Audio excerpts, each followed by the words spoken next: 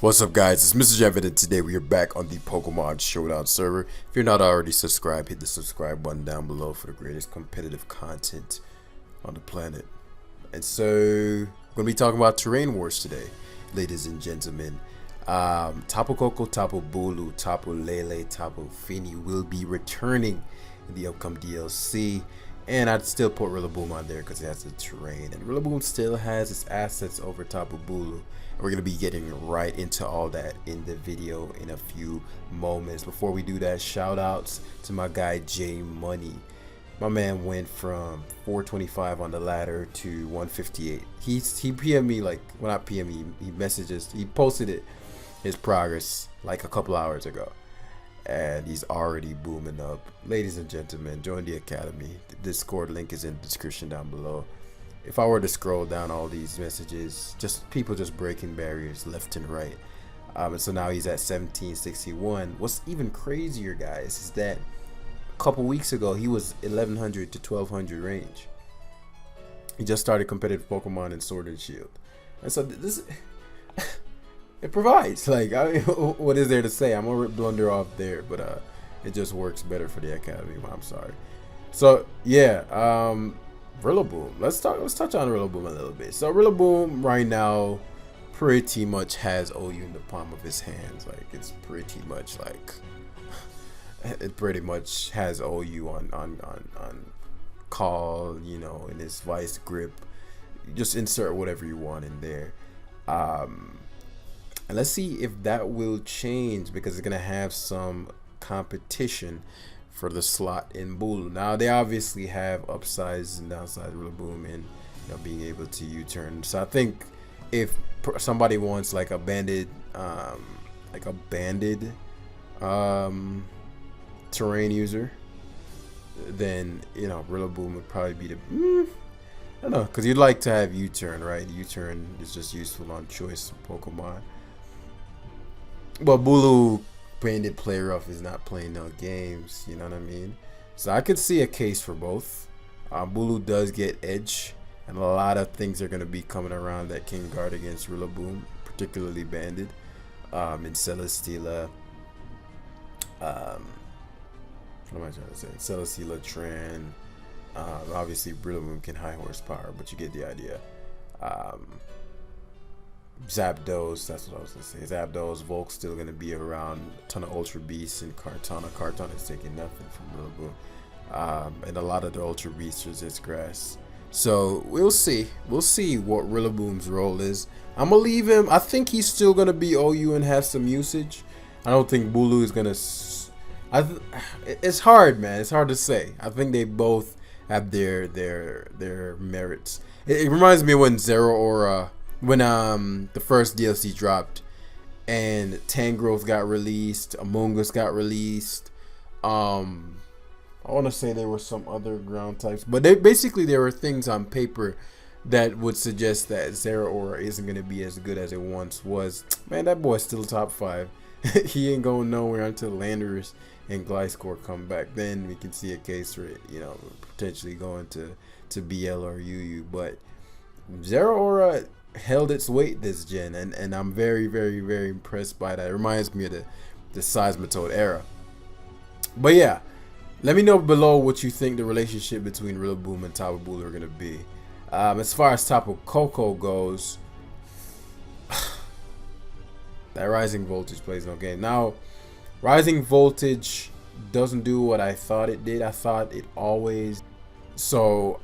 that as long as you were grounded, you'd get doubles. But I think it says the user with the electric rising from the ground, the move power double when the target is on electric terrain. So there's certain Pokemon that won't take anything from Rising Voltage. But most things that it hits will probably, like, a lot of the things that it won't hit are probably things that aren't trying to switch in on a normal, like, electric move anyway, such as I'm thinking the flying type Zapdos. I'm trying to think, because, like, if you're already immune, then it doesn't matter if you would have gotten the boost or not, you know. There's some grounded Pokemon. I'm not sure. I'm trying to think. Not too many Pokemon are trying to switch into Rising Voltage. Like, really, if you're a flying type, because that's the only way you're not going to be grounded. You have Levitate or you're a flying type, right? And so if you're a flying type, you're just not unless you're immune, which is only landers. I don't think there are any more flying grounds in the game because the life core isn't there. And I want to say those are the main two, if not the only two. Then, you know, that's not really the wave. And also, Tapu Koko also gets the combat of closeness now. Like, so Driller used to be able to switch into Tapu Koko with no drawback. Ferrothorn used to be able to switch into Tapu Koko with no drawback. And what some people forget is Koko's attack is actually, it's not amazing because it has to run plus speed, but you know, Koko is no slow slug. Nobody's gonna run out of it though. It's just too slow, especially with the speed tier bumps from Tornadus and all these things, and Dragapult still being around. They're definitely gonna run Jolly, but like, you know, play rough. I can see a case for some banded Tapu Kokos. I can see a case for it. I can see a case. Close combat, ladies and gentlemen. Like Excadrill getting dropped. I can see a mean mixed Koko set. Like mixed Koko. Because remember, before it depended on Hen Power Ice. And so if Landorus is going to be the most common initial switch, since Hen Powers have been removed from the game, you know, it may opt for a more special set, or, you know, obviously with the Dazzling Gleam, firing those off. Ignore the Hidden Power Ice. I'm not sure why Hidden Powers are in the metagame, but you get the idea. Definitely a lethal threat that you need to watch out for. And as we said, terrain interactions, right? You know, upside is Bulu. And that's one of the things that, not just one, but one of the many things that Bulu has over Rillaboom. Far superior special defense stat. And so, if you guys were Gen 7 players, Bulu was probably the most interesting Tapu throughout that generation, because I would have said, I think Finny was the worst Tapu, but Bulu was one of those ones that fluctuated from like borderline the worst to borderline the best to mid, and I think it had the most versatility, meaning like if you run into a Koko, it ran probably 2 sets, you know, like specs, or like, you know, electric plate with hidden powers for the ground type. Like Koko didn't vary that much. You know, you see the light screen variants and whatnot, but those weren't threatening. Lele did pretty much the same thing. It specs it, Scarf it, Combine Z it, and Lele just kind of had to do what it had to do, but you always knew what Lele was going to use. So the move pool always had to have Psychic Move plus Fairy Move, which makes sense because it's such a strong Pokemon that you really didn't have to, you know, it's just what it is. And Finny was never really much of an offensive threat. Once you saw Finny, you knew pretty much, you know, you just defensively it might be a problem, but because of its lack of recovery, I think to compensate for Finny being such a mid Tapu, I don't know, man. Finny would recover because they gave every other, well, Lele doesn't have recover, but Lele is the hardest hitting Tapu. Like Lele was super overwhelming with its stabs. And so, and it gets 2 super strong stabs. Prior, Koko didn't get a strong fairy stab on his physical side. Not really even on his special side. Special attack isn't very good. And Bulu didn't get a fairy stab. And so Bulu only had to rely on his grass moves and then like superpower at best. Now it has access to close combat, so it doesn't have to get those defense drops. So Ferrothorn coming in, getting dropped.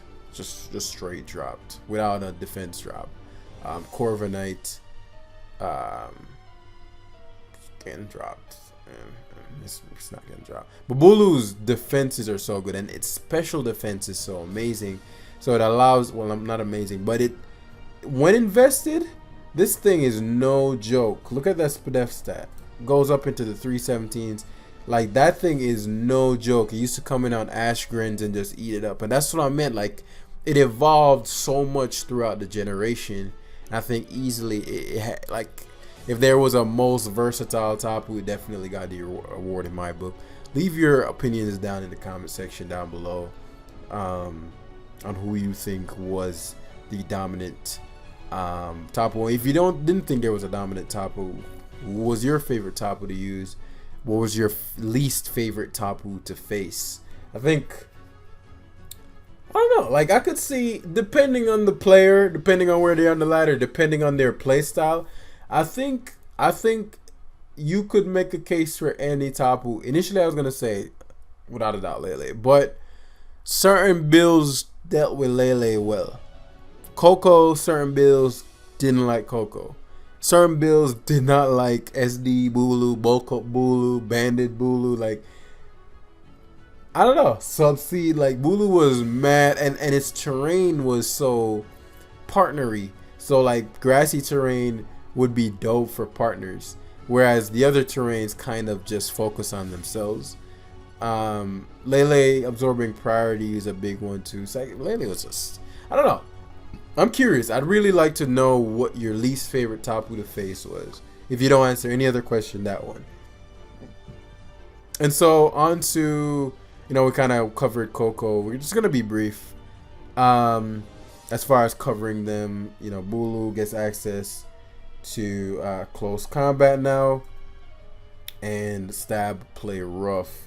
And Bulu's attack is no joke. Those are the notable changes. Bulu has a ton of attack. 394 goes up to, while Rillaboom has like a 10 less or whatever. But play rough, this is an uncounterable combination. Like what else do you need? Because generally it used to run Stone Edge to cover things like Zapdos and such. Because that would be its way of handling that. But Bulu has a priority move, like Bandit Bulu, SD Grassy Glide Bulu is no joke, ladies and gentlemen. And because of its fairy typing, oh man, Dragapult is gonna have to run. I think Dragapult's gonna start running Fire Blast again, Fire Move, things of that nature. I'm curious as to how Dragapult's gonna interact, because if Bulu's running Adamant, Grassy Glide, or Life Orb, let's run this. Alright, so let's run this calc. It's a Rillaboom, but I put in top of Bulu's attack stat. And so I know Bulu damn near kills Dragapult as it is. Rillaboom damn near kills Dragapult as it is. And so I'm curious to see the kind of damage output Bulu is going to be having. Yeah, Bulu damn near one-shots it. So after Rocks, Sweet Dreams. Sweet Dreams. So Pult ain't even an answer. It was never an answer, but I'm talking straight resist getting put in the absolute dirt. Absolute dirt. Absolute dirt. But I think a lot of cool, especially with the new birds.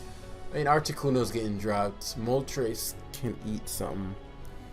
Zapdos is flying fighting. I'm curious to see how those will come up, but I'll probably make another video on that. Hit the like button, by the way. So Bulu is going to be very, very fascinating. Let me know which one you think is going to be the most dominant Tapu. So next to Miss Broken here with this thing right here. Now Lele's always been a problem, but this move right here, ladies and gentlemen, expanding force, ladies and gentlemen, is going to be a problem. Not just specs, because Lele's speed tier is not bad, particularly in this generation where things just seem slower. Choice scarfing that, your entire team, you need to have a dark type on deck at all times. You need to have a Spadef Corviknight on deck at all times. And so I can see the Magnezone usage skyrocketing. They might say, fuck it, let's bring back Magearna. Nah, they're not bringing back Gear. I think Gearna got a lot of fucking toys too. It's just fun. It's just fun to think about. But primarily, it's gonna be the choice Lele's. I can see cases for Carmine, because Lele's is one of those mons that, Like if you like decided to double down on sticky web, for example, most things that aren't affected by sticky web cannot kill Lele in one hit, or come even close for that matter. And if you're grounded, you probably die after a calm mind. Like you're not taking an expanding force, and so, or you could just run specs expanding force with this. Like it's just such a beast, and so I'm curious as to how that's gonna interact. Now for Finny's pretty much gonna be the same mon. I'm thinking about like what, Finny had some crucial roles last gen, primarily Greninja checking it, roll compressed with the defog and whatnot. But with heavy duty boots being such a thing, I'd like to know what you think Lele's role is gonna be this generation, and if you even think Lele is gonna be able to survive in OU. Because honestly, dudes, like the hitters I'm seeing right now, I don't see what the hell you're using Finny. I think I've been saying Lele. I don't see what Finny's gonna be doing. Now, Aegislash, I think, can really see a comeback here, particularly because it guards against what's likely gonna be the most used Bulu set. There's probably always gonna have dual stab and a fighting stab. Whether it's Woodhammer or not, you could SD there. You could run like high. I think this gets high horsepower. You could run high horsepower for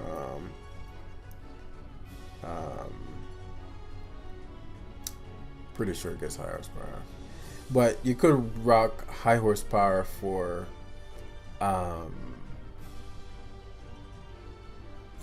what am I saying? Yeah, Gen 8 National Dex. I'm surprised it's not coming up right there. But yeah, so you could run high horsepower on it, if you want to hit Aegislash that badly. But I could see Aegislash coming back, like making waves back. Not to mention how these are going to interact with the Ultra Beasts. Like they're really just unleashing the beasts. But I think Lele, I don't know, man. Rillaboom really skyrocketed. Like it really took over with just Grassy Glide and its ability. And so if it's that dominant, I could see Bulu becoming dominant too. It's like that Magnezone Bulu combo is nasty, because one of the few things Bulu can't deal with are flying steals like Skarm, Celesteela, and the Kartanas, things of that nature. Though Magnezone can't hidden power fire like it once did, but if Cart is choice, it's still getting dropped. Cart has the worst def of all time. Body press isn't gonna really be doing anything versus that. And so Finny, I don't think Finny's making any waves. As far as terrain interactions though, I'm curious. Like obviously none of these are gonna be switching into each other. So, currently once Rillaboom gets the terrain up, that shit is up, and you just gotta deal with that. But with these guys around, again, terrain are gonna be changing left and right. We could be seeing the cool terrain weather interactions. I just hope that, and with the release of all these beasts, I find it very difficult for it to come back to that point. But you know how the current meta literally boiled back. They're always gonna be complainers. I think every generation has had, you like what you like and whatnot. But I think with what we're doing here at the Academy, the reason people complain is going to change over this next era. I'm just calling it DLC era, because I'm coming for y'all complainers, man. I'm coming for y'all. Ain't gonna be complaining around here. And what I mean by complaining is the fact that you can't win, so you say the meta sucks because you keep losing, rather than saying, oh, maybe I should watch Jam's playlist down in the description below, or pick up his book and get good, or join the Academy and get good, rather than me bitching about the fact that I can't win. And because I can't win, the meta sucks. Yeah, no. But the meta can be boring. I understand that. I just think that the reasons get conflated a lot more. Garchomp's coming back too, but it's not a Garchomp video. It's about terrain interaction. So let me know your thoughts below. That's gonna be the video for today. Hit the like button, subscribe, and I'll see you guys in the next one. Peace.